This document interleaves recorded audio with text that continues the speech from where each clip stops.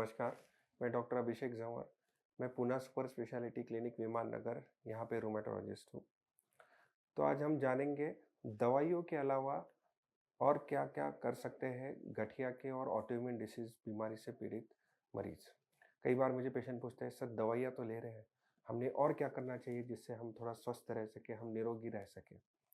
तो सबसे ज़रूरी है इन सब में, जैसे अगर गठिया के पेशेंट में ये देखा गया है, जिसको हम बोलते हैं कार्डियोवैस्कुलर रिस्क फैक्टर या लाइफस्टाइल डिसीज रिलेटेड इश्यूज, जैसे कि मोटापा, ब्लड प्रेशर, शुगर, इन बीमारियों का स्तर थोड़ा बढ़ जाता है।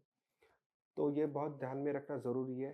आपकी गठिया या आपका आर्थराइटिस भले ही कंट्रोल में हो, आपको वेट आइडियल रेंज में जितना हो सके उतना करना ज़रूरी है। अगर आप ओवरवेट हो तो उसको कम करना ज़रूरी है। साल में से एक बार कम से कम शुगर, ब्लड प्रेशर ये चेक करना ज़रूरी है, और अगर उसमें कुछ बदलाव है तो वो सही रेंज में उसका ट्रीटमेंट होना ज़रूरी है।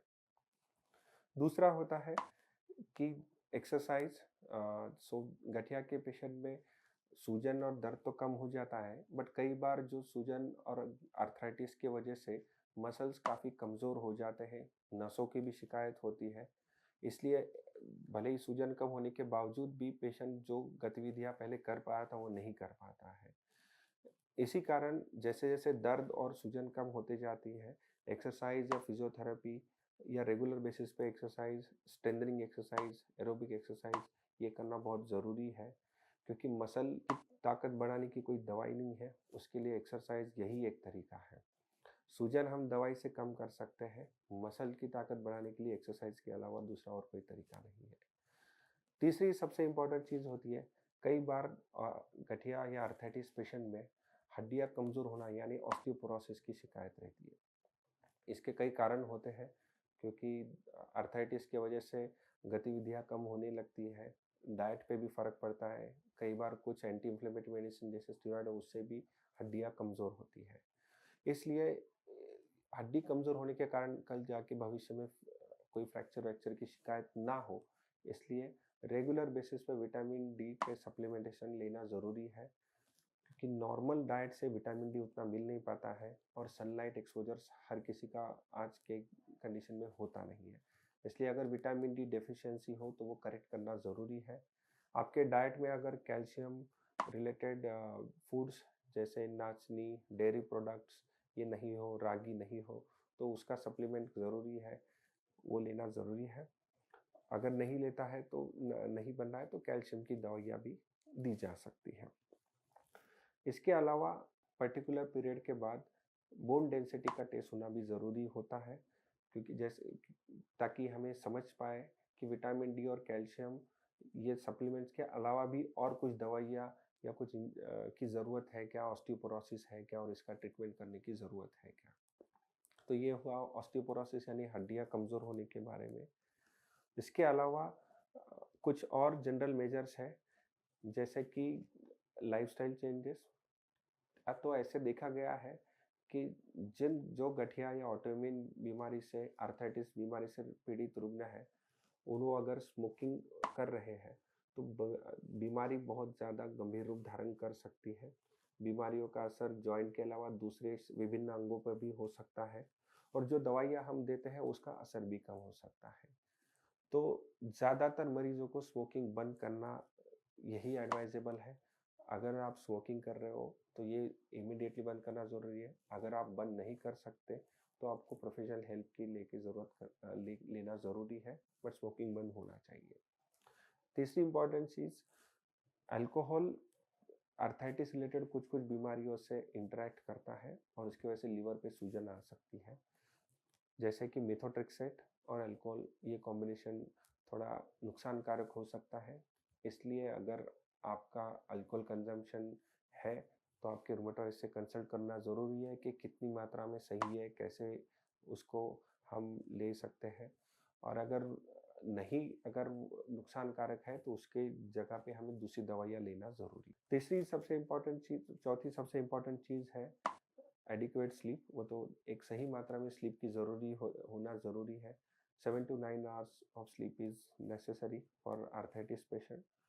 इसका कारण क्योंकि एक्सरसाइज भी होना ज़रूरी है, तो बॉडी रेस्ट होना भी ज़रूरी है। और ऐसे देखा गया है कि आर्थराइटिस पेशेंट में लगभग 30% या 50% पेशेंट में स्ट्रेस और एंजाइटी लेवल बहुत बढ़ जाता है, और नींद कम होना एक बहुत इम्पॉर्टेंट रीज़न है ये स्ट्रेस बढ़ने का। तो इसके बाद हम आते हैं सबसे लास्ट और इम्पॉर्टेंट टॉपिक पे, स्ट्रेस मैनेजमेंट।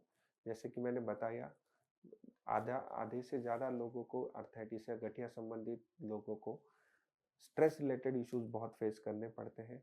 एंजाइटी होती है, पैनिक अटैक होते हैं, पैल्पिटेशन होता है, ऐसा लगता है कुछ हो जाएगा। सारे रिपोर्ट्स ठीक है, सब कुछ अच्छा है, फिर भी ऐसे लगते रहता है कि अब मेरा क्या होगा, आगे कैसे होगा।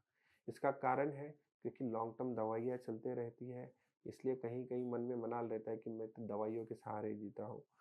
कई बार बहुत वातावरण बदल गया, कुछ फ्लक्चुएशन के वजह से शरीर में अचानक गठिया का स्तर बढ़ता है, कभी कम रहता है, कभी ज़्यादा होता है। कुछ-कुछ मरीज़ों में बीमारी थोड़ा गंभीर रूप धारण कर लेती है। इसकी वजह से स्ट्रेस लेवल बहुत बढ़ता है। तो ये स्ट्रेस मैनेजमेंट बहुत ज़रूरी है, अन्यथा दवाइयों के डोजेस में बहुत फ़र्क पड़ता है। तो स्ट्रेस मैनेजमेंट करने के लिए जैसे हमने बताया कि एडिक्वेट नींद ज़रूरी है, 7 से 9 घंटा स्लीप होना ज़रूरी है। इसमें फैमिली और फ्रेंड्स का भी कई इम्पोर्टेंट रोल है। जिनको ज़्यादा सपोर्ट नहीं है, वो कई पेशेंट सपोर्ट ग्रुप है, उनमें ज्वाइन हो सकते हैं। वहाँ से कई important day to day life tips मिलती है, और आप इस जर्नी में अकेले नहीं हो, ये सबसे ज़रूरी मैसेज समझता है। तो अगर आप किसी पेशेंट सपोर्ट ग्रुप का हिस्सा नहीं हो तो ज़रूर बनिएगा।